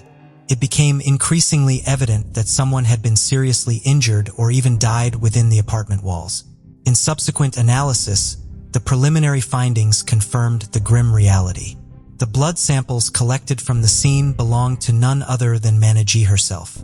Continuing her investigation, the authorities uncovered vital information regarding Mana G's finances. It was revealed that she received assistance through the state of Minnesota in the form of Electronic Benefits Transfer, EBT card. This card enables recipients of government aid, such as food stamps, to make direct purchases from retailers. Recognizing the significance of this revelation, a warrant was swiftly obtained to access Managed's EBT account records. The investigation unveiled a series of transactions that occurred after her last known sighting on April 21, 2023. One such transaction took place on May 9, 2023, where Jorgensen used Managed's EBT card to conduct an ATM withdrawal at the Speedway located at 11 Century Avenue North in Maplewood. That same day, he used Managee's EBT card at the Dollar Tree store located at 7150 Valley Creek Plaza in Woodbury. There, he made a rather peculiar purchase. His shopping list included a cleaning bucket, 2 boxes of saran wrap, paper towels, garbage bags, liquid cleaner latex gloves, and disinfectant wipes. This was a suspicious assortment of supplies that piqued the interest of the investigators. On May 11, 2023, Jorgensen made another transaction using Manage's EBT card, this time at the Cub Food store situated at 1177 Clarence Street in St. Paul, Ramsey County. He also used the card at a different Dollar Tree store situated at 7085 10th Street North in Oakdale. This time around, he procured more paper towels for additional boxes of saran wrap, cleaning products, and disinfectant wipes. The recurrent purchase of such items only served to deepen the mystery surrounding Jorgensen's activities and intentions. Adding another layer of entry, authorities uncovered evidence implicating another individual simply identified as ZD. This ZD also utilized Managee's EBT card. Following this, investigators proceeded to obtain a search warrant to access information related to Jorgensen's Gmail and Google accounts. Analyzing the obtained data, a series of noteworthy Google searches made by Jorgensen came to light, further deepening the investigators' concerns. On April 21, 2023, Jorgensen had searched for the word jugular. On May 1, 2023, he searched for what do police do with a missing persons report. On May 3, 2023, Jorgensen saw information on how to clear cookies from an Android phone. On May 27, 2023, his search query was how to remove GPS from a Lime scooter. On June 4, 2023, Jorgensen looked up lime for soil. Now at this point, one thing you should know is that lime, the substance Jorgensen had inquired about, can be utilized to speed up the decomposition process of a body and also the associated odors. The police were well aware of this fact, and this further heightened their concerns regarding Jorgensen's potential involvement in the disappearance of Mana. Based on the compelling evidence against Jorgensen, the police made a decisive move. The apartment investigators focused on and obtained a warrant to search was Jorgensen's. On June 26, 2023, a SWAT team moved in to execute the warrants, prepared for a potentially volatile encounter. As the officers confronted Jorgensen in his apartment, he responded with resistance, barricading himself within his bedroom. In a shocking turn of events, to the dismay of all present, Jorgensen started a fire, further escalating the danger and urgency of the situation. With utmost caution, the SWAT team made their move. A struggle ensued and Jorgensen fiercely fought against the officers, even making an attempt to seize the firearm of a SWAT officer. Eventually, the officers successfully apprehended Jorgensen. As a precautionary measure, he was promptly transported to the region's hospital for evaluation. This was to ensure his well-being and address any potential mental health concerns that may have contributed to his actions. In addition to Jorgensen, 2 other individuals were present in the apartment when he was apprehended. One of them, an unidentified female, bore marks of physical harm. She had multiple bruises, scratches, and a red neck. The woman would later tell the police that Jorgensen had strangled her and issued threats of violence, including chilling words like, "The neighbors won't hear you scream." The second person in the apartment was Jorgensen's roommate. During the standoff between Jorgensen and the police, the roommate had taken refuge in his own bedroom. The roommate was also taken into custody without resistance. Later, at the St. Paul Police Department, the roommate provided a statement during an interview. He disclosed that he suffered from a traumatic brain injury that had resulted in a loss of his sense of smell. Additionally, he revealed a long-standing acquaintance with Jorgensen, notably the roommate clarified. Due to his Monday through Friday work schedule, he had minimal interaction with Jorgensen or the women Jorgensen brought to the apartment. Following these events, officers interviewed ZD, a friend of Jorgensen. He was the other man who had also been observed using Managee's EBT card. The exact timing of the interview with ZD remains unclear. During the discussion, ZD revealed that he had only met Mana once or twice, emphasizing that he did not have a close relationship with her. According to ZD, when he inquired about Mana, Jorgensen informed him that she had been admitted to a mental health facility. Ziti further disclosed that it was Jorgensen who provided him with both Manjit's EBT card and its corresponding PIN, leading him to assume that Jorgensen had permission to use the card. In addition, officers interviewed the apartment manager responsible for Jorgensen's residence. The manager disclosed that multiple complaints had been lodged around May 15th or 16th, 2023 regarding a putrid odor coming from Jorgensen's apartment. The foul smell permeated the entire building. It was described by the manager as resembling that of a dead animal. Shedding further light on the situation, the manager revealed that on May 18th, 2023, both he and a maintenance employee attempted to gain access to the apartment for inspection. However, Jorgensen responded with verbal hostility and physically prevented them from entering a particular bedroom, which appeared to be the source of the odor. Undeterred, the manager informed Jorgensen and his roommate that the apartment needed to be cleaned within a week, to which they complied.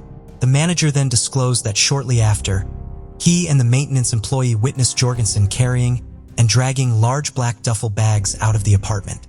Struck by the sight, it had exchanged remarks suggesting the possibility of Jorgensen transporting a dead body. In response to these findings, the Forensic Services Unit of the St. Paul Police Department carefully processed Jorgensen's apartment. Their report revealed the discovery of a large pool of blood in the front closet, which coincided with the location from where the foul odor had been reported. The blood had seeped through the carpet and carpet pad, and the presence of other biological material and recent maggot activity further compounded the disturbing nature of the scene. Additionally, blood was also found in the closet where Jorgensen had attempted to start the fire. Furthermore, as part of the investigation, officers recovered 2 padlock keys within Jorgensen's apartment following his arrest. Upon reviewing Jorgensen's phone records, it was discovered that his phone had registered a ping within the vicinity of an storage unit situated at 881 Wire Drive in Woodbury on May 18, 2023. Someone using Jorgensen's roommate's name began renting a storage unit at the facility on May 5, 2023. Notably, the access code assigned to the unit was used to enter the facility precisely at the time when Jorgensen's phone pinged in the same area. Recognizing the significance of this information, investigators swiftly obtained a warrant to search the storage unit. On June 28, 2023, 2 days after Jorgensen's arrest, investigators proceeded to the designated storage unit. As they approached the scene, they were greeted by a distinct and terrible odor, consistent with decomposing flesh. One of the keys obtained from Jorgensen's apartment appeared to fit one of the padlocks. However, the investigators eventually resorted to cutting the 2 padlocks to gain access.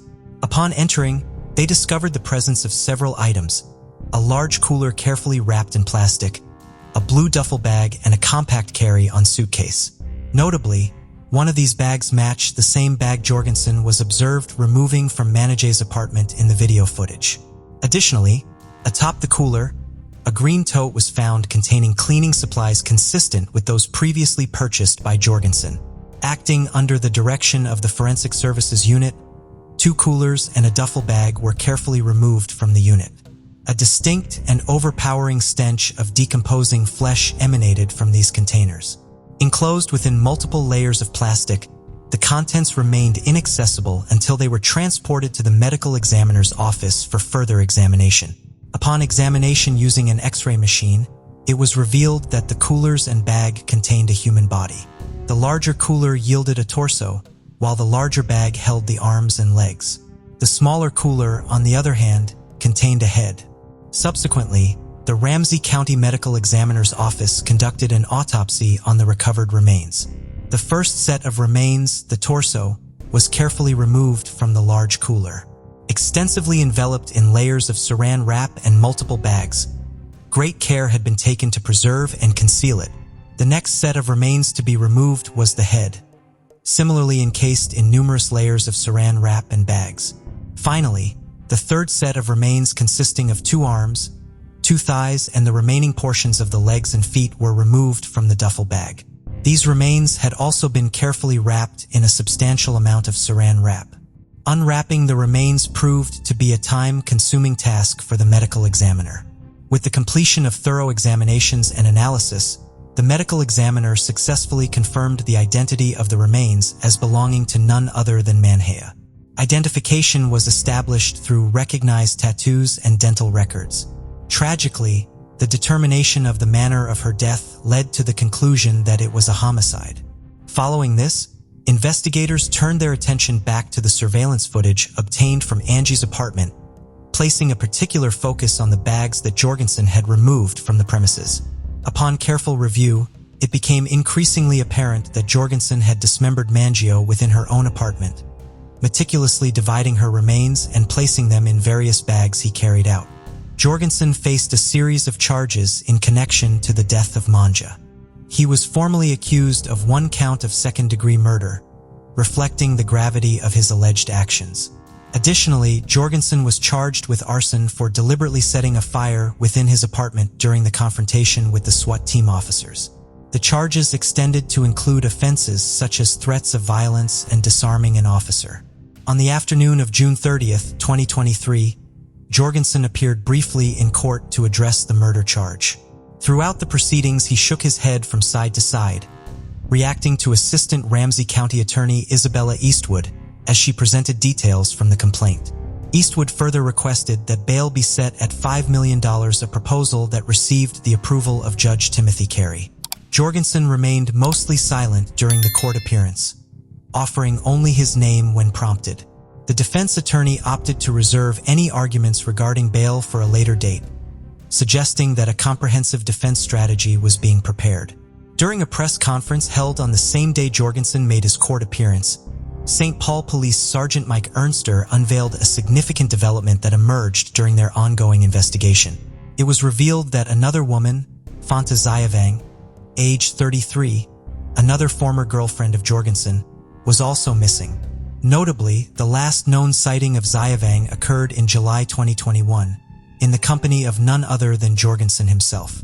Intriguingly, her absence had not been previously reported, prompting the police to initiate a recent missing person investigation. Tragically, on July 7th, police said in a news conference that they had found the remains of Fanta Zayavong, 33, in a separate storage unit in Coon Rapids, north of Minneapolis and 30 miles from the unit where Starn's body had been discovered. More details have not yet been released regarding this second victim, but it is widely believed that Jorgensen is responsible for her murder as well. Amid these ongoing developments, Manish's family expressed their gratitude to the police for pursuing every lead in their relentless search for the truth. As for Jorgensen, if found guilty, he could face a maximum sentence of up to 40 years in prison for the charge of second-degree murder. Jorgensen's next court appearance is scheduled for August 21st, 2023. In the aftermath of this harrowing case, the truth surrounding Manij's untimely demise has been unraveled, and justice is now being pursued. The efforts of law enforcement have brought us closer to understanding the tragic events that unfolded. As we contemplate the chilling details surrounding Jorgensen's actions, a haunting question arises. Are we on the verge of uncovering a potential serial killer? Let us know your thoughts in the comment section. On August 30th, 1991, 32-year-old Donna Sanchez was seen getting into her boyfriend, Bernardo Base's vehicle, and was never seen again. She was reported missing by her family the following October. Sanchez was a sex worker and had been working for a brothel in Nevada. Sanchez and her boyfriend were last seen leaving a motel in Los Altos, California. Her boyfriend was described as controlling, jealous, violent. Sanchez had told friends that she was afraid to be alone with him. A witness came forward in 1992 and he said that he had witnessed the two in a heated argument and reported hearing the sound of a gunshot. Base was arrested and charged, but there wasn't enough evidence for a conviction and he was released. Base's 1979 Pontiac Grand Prix had gone missing at the time of Sanchez's disappearance. Base's sister had initially told investigators she had sold the car on behalf of her brother, but after Base was charged and convicted for another crime, she said that she had been told by her brother to say that and that she had lied because she was scared of her brother. Investigators received a tip that the car may have been chopped and dumped in an abandoned lot in El Viso in San Francisco. The lot was filled with other vehicles and various metal debris, so the police reached out to the engineers from NASA. and Carnegie Mellon University for help. They offered to use a robot that could use real-time processing algorithms and platforms for magnetic and ground-penetrating radar sensors hosted on small autonomous aerial and ground vehicles for intelligent, autonomous Earth science missions. That's a mouthful. Basically meaning NASA was going to use a robot to analyze the debris and match it to the type of debris they were looking for, which was the car, and providing officers with a general area to excavate. This was the first time a technology like this was being used to solve a cold case. The robot was able to locate parts of the vehicle which contained enough evidence to convict Bernardo Bass for the kidnapping and murder of Donna Sanchez. On Friday, July 11, 1969, Russell Metcalf had lunch with his best friend, Theodore Ted Conrad, at the Flaming Embers restaurant in Cleveland, Ohio. Russell and Ted enjoyed the restaurant's burgers, and it was conveniently located near the banks where they both worked. The lunch was typical, and the two men planned to play golf the next afternoon. However, Ted did not appear for golf the following day, and Russell never saw him again. After their lunch, Ted returned to work at the Society National Bank headquarters on Cleveland's public square with a large paper bag in hand. He made sure to show off that he had bought a fifth of whiskey and a carton of cigarettes. His 20th birthday had been the day before, so it made sense that he wanted to celebrate over the weekend. No one was concerned when Ted left the bank carrying that same bag after signing out at the end of his workday. The following Monday morning, however, the bank had two major problems, which they would ultimately realize were connected. Ted Conrad, a reliable employee, had not reported for work and could not be reached. In addition, $215,000 equivalent to approximately $1,700,000 in 2021 was missing from the bank's vault. It was quickly apparent that when Ted Conrad left the bank on July 11th, the paper bag he carried contained not only whiskey and cigarettes, but also $150,000 $100 bills, 12 50s, and 25,000 20s. By the time it was discovered that the money had been taken from the vault, Ted had taken full advantage of his two-day head start and was nowhere to be found. Ted was born in Denver, Colorado, and spent his early years moving around the country, following his father's various postings as a Navy officer. His parents eventually divorced, and Ted chose to live with his mother and older sister. His mother later remarried, giving Ted a stepfather and two stepbrothers.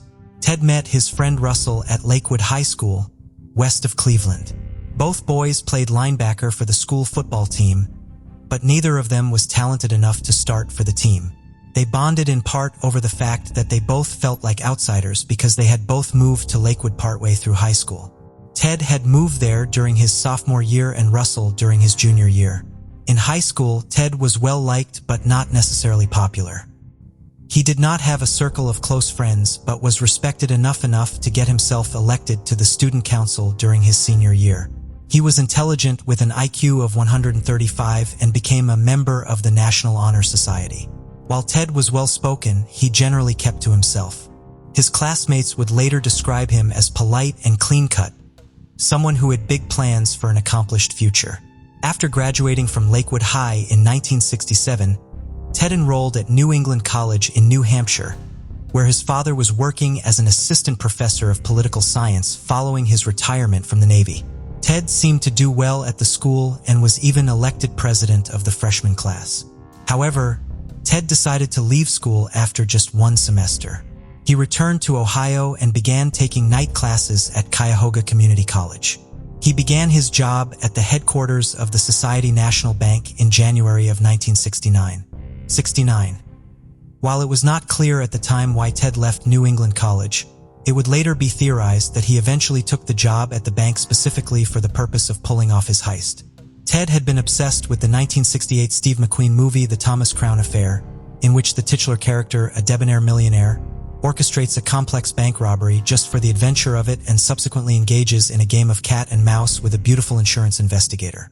Ted saw the film at least half a dozen times.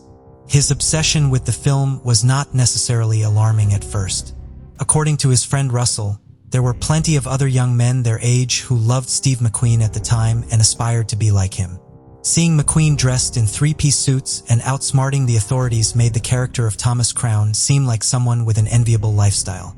While his manners and intelligence meant that Ted could have arguably been described as a gentleman even at his young age, Ted appears to have begun focusing on the more materialistic idea of what one should be.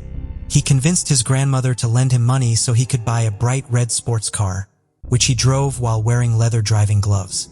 He began trying to appear more debonair, showing off his fluency in French, skill at billiards, and love of expensive gin. His fixation with the film may have inspired him to steal from his employer. While he tried to emulate Thomas Crown's high-end lifestyle in the small ways he could, it appears that, like millionaire Thomas Crown, Ted essentially wanted to commit a major theft just for fun and to show off how clever he was rather than for financial gain. Ted had started shoplifting just to prove that he could do so successfully. Ted had called Russell on the evening he stole the money, but Russell was not at home at the time, so Ted was only able to speak to Russell's mother. Russell believes that had he been home that night, his friend would not have had to flee. I still believe had he been able to speak to me or someone else and showed us the money, he would have just put it back on Monday morning, for it was less about the money than proving he could do it, Russell would later say. As it was, Ted never got to tell Russell about the theft. Russell learned about the theft after the bank discovered it on Monday morning. Responding FBI agents called Russell, ordering him to come into the bank where he was employed to tell them everything he knew about his friend. Prior to the theft, Ted had begun telling friends, including some who worked at the bank with him, how easily he could steal from the vault because of the lax security at the bank. Society National Bank did not even fingerprint its employees. He claimed that all he needed to do was find a way to be left in the vault alone. He said he would commit the crime on a Friday because doing so would give him the entire weekend to get out of town before anyone even realized that the money was missing. Ted reportedly called a friend on July 11th to say the day had finally come for him to take the money, but the friend did not believe that Ted was actually going to commit the crime. Ted had decided to go through with the theft on that day in particular because circumstances had aligned to make it possible for him to do so. While Ted had only been employed at the bank for just over 6 months, he was a stellar employee his coworkers believed would rise through the ranks at the bank very quickly. He worked in the bank's vault, packaging and delivering cash to other branches of the bank, a position which the bank only allowed its most trusted employees to fill. On the day of the theft, Ted's supervisor was out of work recovering from surgery. It was against bank policy for any employee to be left alone in the vault, but Ted was essentially left unsupervised that day, meaning he had the opportunity to be alone in the vault. Since Ted was considered to be such an upstanding young man and trustworthy employee, no one at the bag was particularly concerned when he walked into the vault with the large paper bag after his lunch break. Ted was seen by his landlady at 7:26 p.m. outside of his apartment on Clifton Boulevard. He waved to her as he was getting into a cab, which took him to Cleveland Hopkins International Airport. There, he used a payphone to call his girlfriend Kathleen and tell her that he was going to Erie, Pennsylvania for the weekend to attend a concert. Ted's relationship with Kathleen would allow law enforcement to track Ted's initial movements around the country after he fled with the cash. She received a letter from Ted on July 17th that had been postmarked at Washington's National Airport and another on July 22nd postmarked in Inglewood, California, near Los Angeles International Airport. Authorities were also able to record a phone call Ted made to her. In the letters to his girlfriend, Ted admitted to stealing the money and ultimately expressed some remorse over his crime. In one of the letters, he indicated that he believed he could return to Ohio and his loved ones after 7 years when the statute of limitations had expired. However, as smart as he was and as clever as he believed himself to be, Ted had misinterpreted the law. Authorities had to charge him within 7 years, and since he was so quickly identified as the perpetrator of the theft, he was indicted within weeks. The clock had stopped on the statute of limitations as soon as he had been indicted for his crimes, meaning he could be arrested no matter how much time passed. On September 12, 1969, Ted Conrad was indicted by a federal grand jury on charges of embezzlement and falsifying bank records. A warrant for his arrest was subsequently issued. He faced up to 10 years imprisonment for each of the charges against him. The FBI and the U.S. Marshal Service initially quarreled over jurisdiction in the case, which was one of the largest bank thefts in Cleveland's history. Ultimately, both agencies investigated the case. Authorities followed up on leads across the continental United States, as well as in Hawaii after a couple from Cleveland vacationing there in October of 1969 saw a man they believed resembled Ted. Ted's best friend Russell believed Ted had used the money to go abroad, perhaps to sail around the world. Russell was contacted by investigators periodically as the decades passed. They believed Russell to be the person from his life prior to the theft Ted was most likely to contact. Russell never heard from him.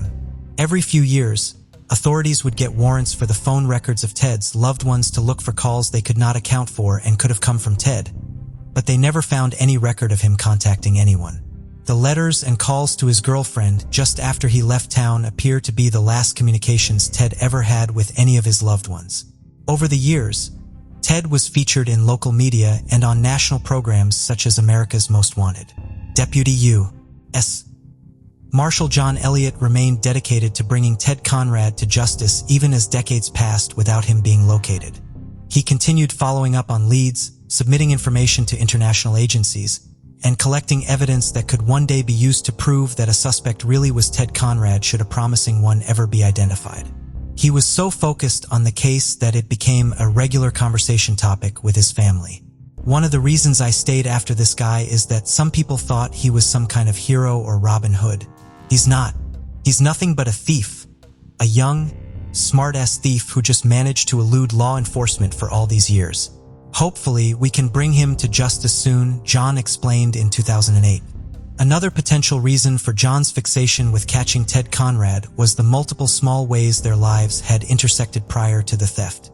Like Ted, the Elliott family lived in the suburb of Lakewood. John and Ted went to the same doctor, and Ted briefly worked in a shop where John would take his son to get ice cream. That son was Peter Elliott, who eventually followed in his father's footsteps by joining the U.S. Marshal Service. The elder Elliott retired in 1990 without ever locating and arresting Ted Conrad, but did not lose his interest in the case. He came in to go over his files in the case regularly after his retirement. Ultimately, the role of officially pursuing Conrad would fall to his son Peter. John Elliott would pass away without ever seeing the resolution to the Conrad case. He and his son, Peter, continued talking about it until the very end of his life. While John was in hospice, his son played an episode of a documentary series for him. The episode focused on the Conrad case, and John had appeared in it. John Elliott passed away in his sleep just a few days later on March 20th, 2020 at the age of 83. While he spent decades obsessed with the Conrad investigation, his largest professional contribution is arguably the major role he played in Cleveland's mob wars. He helped establish the Witness Protection Program in Northern Ohio in the early 1970s, which proved vital as mob violence escalated in the following years. In the grand scheme of the investigation, John Elliott ultimately just barely missed, living long enough to see the Ted Conrad case finally be closed.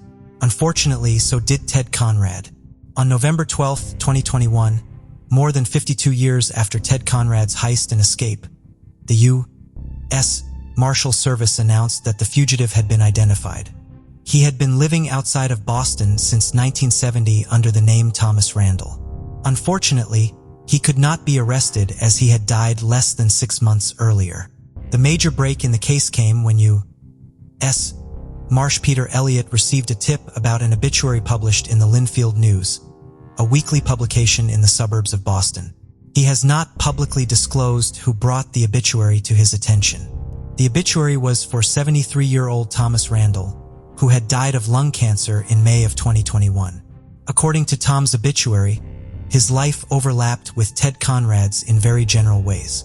They had both been born in Denver and had both been born on July 10th, although Tom's birth year was listed as 1947, 2 years before Ted's. They shared some more specific details as well. The obituary listed Tom's alma mater as New England College, the same small school Ted had attended for a semester, and Tom's parents had the same first names, Edward and Ruthabeth, as Ted's parents. Tom and Ted's mothers also had the same maiden name. Knowing that people who create false identities tend to borrow details from the real life they leave behind, Peter began investigating the possibility that Tom Randall was really Ted Conrad. One of the main pieces of evidence that confirmed that Ted Conrad had gone on to live out his life as Tom Randall after stealing from the bank had originally been preserved by Peter's father. John Elliott had been able to track down Ted Conrad's original 1967 application to New England College, which contained Ted's signature. In 2021, his son was able to track down the legal papers Tom Randall had filled out when he was filing for bankruptcy in Boston federal court in 2014, which included his signature. Peter was able to submit the documents for analysis, which concluded that they had been signed by the same individual. Based on further document and handwriting comparison, as well as what the U.S. Marshal Service has only described as additional investigative information, they positively identified Thomas Randall as Theodore Conrad. When Peter Elliott and his deputy went to the home where the man known in Massachusetts as Tom Randall had lived since 1986 to inform his widow that the man she had been married to for almost 40 years had not been who she believed him to be, she was not surprised by their arrival or by the news they brought. She admitted that on his deathbed, just before he became too weak to speak, her husband had disclosed to his family that his real name was Theodore Conrad and that he had been living under an assumed name because he was wanted for a bank theft he committed back in 1969. She also said he expressed remorse for his crime, a sentiment which Peter Elliott believes is genuine. No one in the Randall family will face any charges for failing to report this confession. Ted began assuming his new identity in January of 1970 when he went to the Social Security office in Boston to apply for a Social Security number using the name Thomas Randall. His location, like the first name he chose, may have been inspired by the movie that inspired his crime. The Thomas Crown affair had been largely filmed in the Boston area. The Social Security Administration did not begin implementing the enumeration of birth process until the late 1980s, and it was common at the time for individuals to not apply for a Social Security number until they reached adulthood. When he applied for the Social Security number, he provided the same day and month for his birthday, but changed the year of his birth to 1947, 2 years before he was actually born. Once he was able to obtain the Social Security number and card, he was able to construct his new identity around it. He met a woman named Kathy in the early 1970s and married her in 1982. The couple had one daughter and remained married until the man Kathy knew as Tom died in 2021. Ted retained at least 2 of his major interests when he began living as Tom, golf, and luxury vehicles. In the 70s, he divided his time between Massachusetts pursuing his passion for golf, playing on the professional winter tour in Florida during the off-season, and working as a club professional at the Pembroke Country Club, south of Boston, the rest of the year. He eventually moved up from giving lessons to becoming the manager at the club. Tom then began a career selling luxury cars, working at various dealerships over the course of 40 years. According to friends of Thomas Randall, his personality was very similar to the one Ted had displayed prior to his fixation with the Thomas Crown affair and the idea of being a high-class criminal. They described him as being the definition of a gentleman with a gentle soul, polite manner, and articulate way of speaking. He was even-tempered and almost never raised his voice. One friend said he probably wouldn't have believed Tom if he had told him the truth about his identity and the stolen money because it seemed so out of line with his personality. The only suspicious detail anyone could identify in retrospect, aside from the fact that Tom always had a beard, was the fact that Tom never mentioned his parents or siblings and only spoke of his early life in very broad terms. While the friends of Thomas Randall, who have spoken to the media, were all shocked to learn that he had deceived them for so long, none of them were particularly upset with their late friend on account of his crime. They largely dismissed the theft as a youthful indiscretion, and the actions of Ted Conrad in his youth did not color their opinion of the more mature Tom Randall, who, as one of them pointed out, did not continue into a life of further crime as far as anyone knows. While Ted, living as Tom, was able to build his life around country clubs and luxury cars, he did so through his employment, not by being wealthy himself.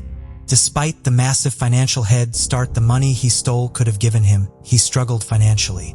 As Thomas Randall, he and his wife filed for bankruptcy in 2014.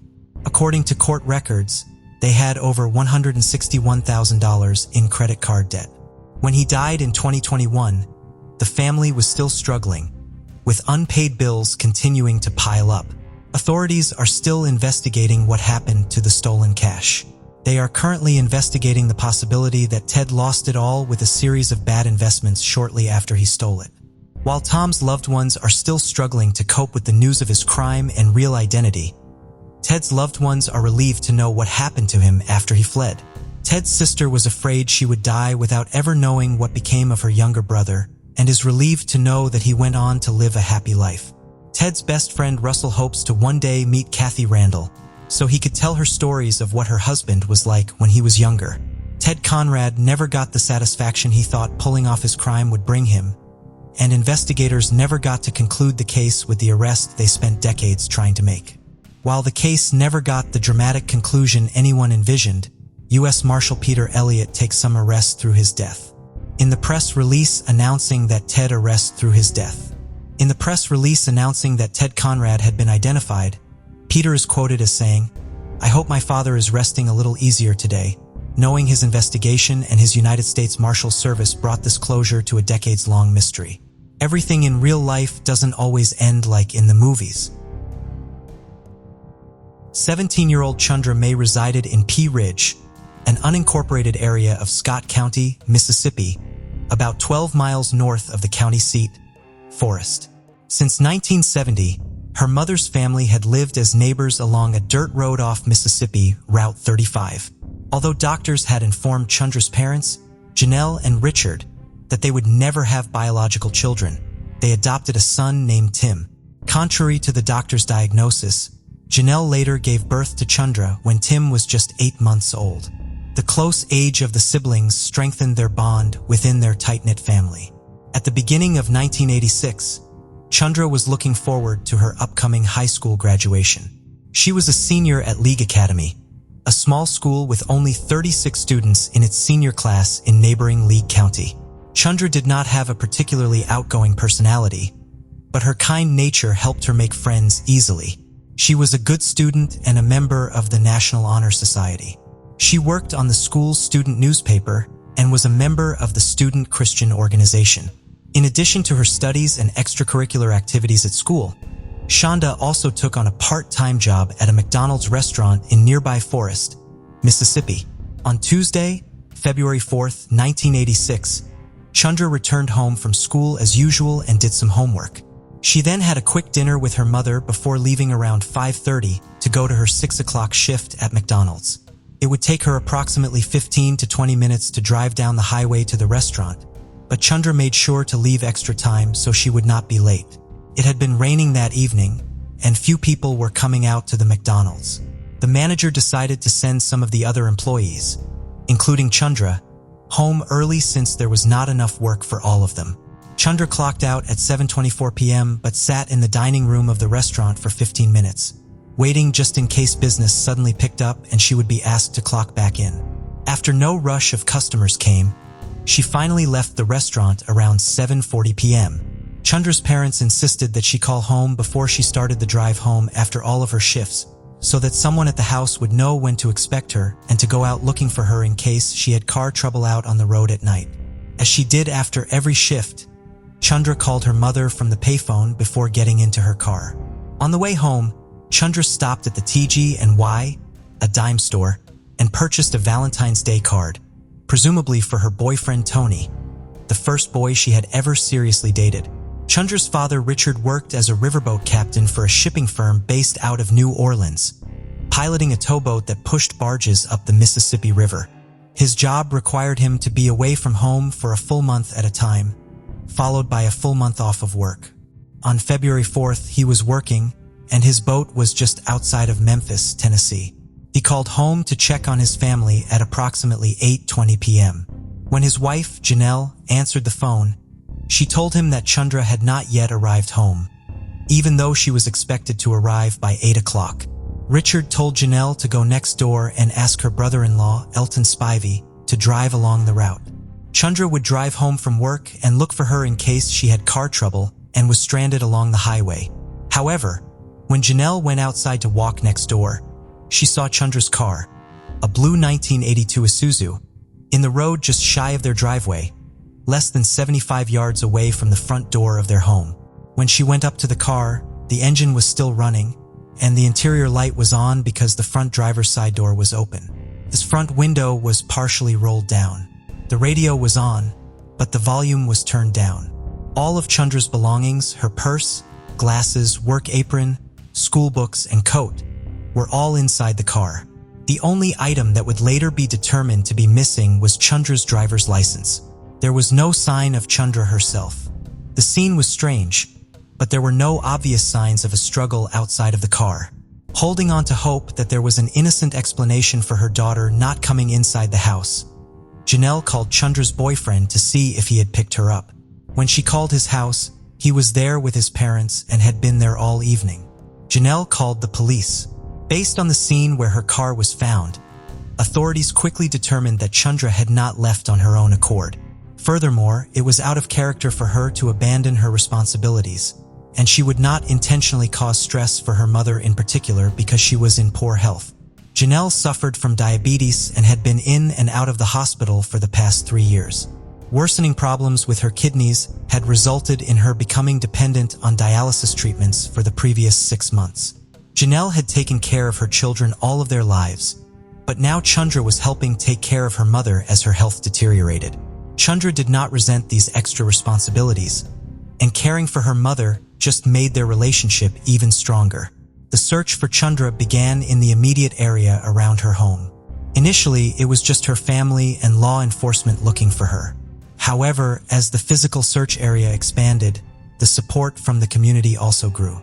Students and teachers from her school helped search for her. The owners of the McDonald's where she worked posted missing persons flyers inside the restaurant. Chundra's co-workers included flyers in the bags of every drive-through order they served. Within 2 weeks of Chundra's disappearance, more than 25,000 missing persons flyers were distributed throughout the state of Mississippi. The Mississippi State Police conducted aerial and ground searches, which took place in 3 different counties. Rumors quickly circulated that Chundra had been abducted by someone posing as a police officer. After her disappearance, authorities received several reports from individuals who said that a non-police vehicle with a flashing blue light had attempted to pull them over on the highway Chundra would have traveled to get home. The scenario would make sense in light of some of the circumstances of Chundra's disappearance. Chundra's driver's license was missing, which could be explained if she took it out to present to someone she believed was a police officer. Furthermore, the fact that she pulled over on the road when she was in sight of her driveway was puzzling. However, if she believed she was pulled over by a police officer, she may have pulled over immediately instead of driving the few extra seconds to pull into the driveway. This possibility is complicated by testimony from Shonda's cousin, David Spivey, who lived next door to her. The evening Chandra disappeared, he saw her driving down the road towards her house after noticing the light from her headlights. According to David, no one was driving behind her at the time. The location where her car was found was just past his home, halfway between his house and hers. This would seem to indicate that whoever abducted Chundra had been waiting for her near her home and perhaps blocked her way down the road, forcing her to stop short of her driveway. However, this would have been difficult to coordinate without Chundra's entire extended family witnessing them waiting for an extended period of time. Furthermore, Chundra had deviated from her normal schedule that evening because she was unexpectedly sent home from work early. Even if her abductor had studied her normal movements, they would not have known to be waiting for her at that time. According to some of Chundra's co-workers, she had been concerned that someone may have been following her in the week before her disappearance. She had been unable to clearly see what kind of vehicle they were in. Several of her co-workers reported to their assistant manager that Chundra was worried but did not want to tell her parents about the person potentially following her because she knew they would make her quit her job out of concern for her safety. Chandra's disappearance destroyed the sense of safety her neighbors thought living in a small town provided them. Regardless of whether or not they played a role in Chundra's disappearance, the community took reports of a non-police vehicle attempting to pull over vehicles in the area seriously, with teachers at Chundra's school advising students to pull over when they saw flashing blue lights unless they could confirm they were on a police vehicle. Teenagers traveled in pairs and in groups, and many were not allowed out after dark for a time. The National Guard conducted searches with the help of civilian volunteers. On February 19th, Chundra's case was formally declared a kidnapping, which allowed the FBI to join the investigation. Physical searches continued, a reward was offered, and tips were regularly called in, but Chundra was not found, to use as fishing bait in the banks of Baker's Lake. The lake was located near Bolton, Mississippi in Hinds County, approximately 80 miles away from Chundra's family home. He noticed something floating in the water. It was a body wrapped in plastic bags. When police examined the body, It was wearing a class ring from Leek Academy, which was engraved with Chundra's initials, leading to her preliminary identification. Dental records would later confirm that the body was Chundra May's. The day Chundra's body was found would have been her 18th birthday. Chundra's body had been bound with fiber-reinforced packing tape and wrapped in plastic bags before it was thrown into the lake. Chundra's initial autopsy did not conclusively identify a cause of death, so a second one was ordered. At the second autopsy, the pathologist determined that Chundra had been raped and had been struck on the left side of her head. The blow to her head had not caused a skull fracture, and while it had occurred while she was still alive, it was unlikely to have caused her death. The two pathologists who performed the autopsies differed in their opinion over whether the tape used to bind Chundra had been applied while she was still alive or after she was already dead. A large tape mark was visible on her neck when the second autopsy was performed. This led to the pathologist determining that Chundra had most likely died as a result of strangulation. Based on the exact location of the heavy tape mark, he also determined that if Chundra had struggled against her bindings, the tape around her neck could have stimulated her carotid arteries, which could have interfered with her heart beating properly. While Chundra had been missing for just over 3 weeks, she had been alive for the majority of that time. While neither of her autopsies resulted in an exact time of her death being identified, both pathologists found that she had been killed approximately 5 to 10 days before her body was found, meaning she had been held alive somewhere for at least 12 days. When Chundra was laid to rest in a small cemetery south of her community, the date of her death was left blank on her headstone as no one knew the exact date she died. Chundra's community began collecting money for a reward for information in her case when she was still missing, and the donations continued after her body was found. The donations ranged from $10 brought in by individual members of the community to $5,000 offered by the owners of the McDonald's franchise where Chundra worked. The local governments of both Scott County, where Chundra lived, and neighboring Leek County, where she attended school, voted to donate $25,100 to the reward, the maximum amount allowed by law. The reward eventually grew to $53,413. For individuals from Scott County underwent polygraph examinations in March of 1986 in connection to Chundra's case. A man accused of kidnapping a woman in the city of Hattiesburg underwent one that August. Authorities seemingly focused in on the theory that Chundra had stopped her car short of her driveway because she believed she was being pulled over by a police officer. They polygraphed an offender who used a blue light to deceive his victims in July. A Scott County Sheriff's deputy was also investigated and given a polygraph exam in connection to the case. All of these individuals passed their polygraph examinations. At the end of September, authorities asked Chundra's father, Richard May, to undergo a polygraph examination as well. Richard had been working on a boat 200 miles away from the site of his daughter's abduction at the time it occurred. On September 29, 1986, investigators with the Mississippi State Police and the Mississippi Highway Patrol came to the May family home and asked Richard if he would come with them to Jackson for a polygraph examination. He left with them and underwent the examination that afternoon. The results showed no signs of deception in Richard's answers.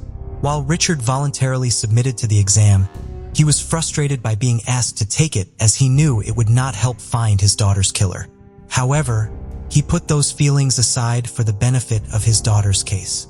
I took the test of my own free will because I have been and am willing to do whatever it takes to get the state and county law enforcement to find out who killed Chundra, he told the Scott County Times the day after the examination. Leads in Chundra's case became fewer and farther between as time passed. In August of 1992, Reuben Weeks, who was serving a life sentence plus 30 years for rape and kidnapping in Missouri, was brought to Mississippi for questioning in the case due to similarities between Chundra's murder and the crime for which he was incarcerated. On October 13, 1991, he had pulled a motel clerk from her car. She was bound with tape and raped.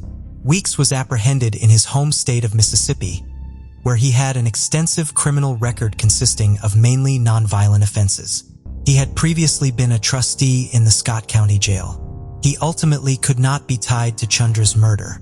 Another man, who had been questioned in relation to Chundra's case twice, since 1988, was arrested and charged with abducting and sexually assaulting a young woman in 1993.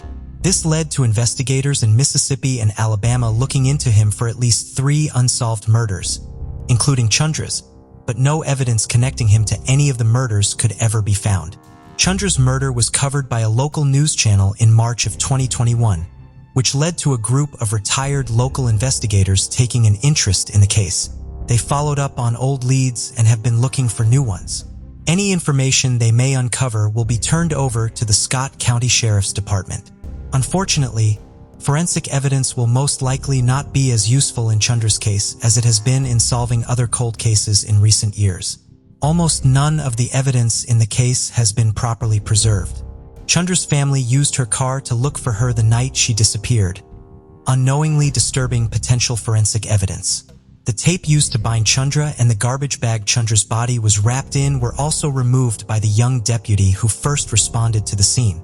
As proper crime scene preservation was not as well understood at the time, investigators today are limited in the amount of forensic evidence available to them. They do believe that witness testimony may help them finally close the case. While the passage of time can cause some types of evidence to deteriorate, it can also destroy relationships and remove threats that may have previously prevented witnesses from coming forward. Chundra's mother passed away as a result of worsening kidney disease in 1994.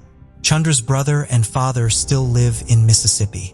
Richard May understands that he may never learn what happened to his daughter during his lifetime. However, he continues to pray that one day he will see Chundra again and she will be able to provide him with the answers he is still searching for herself.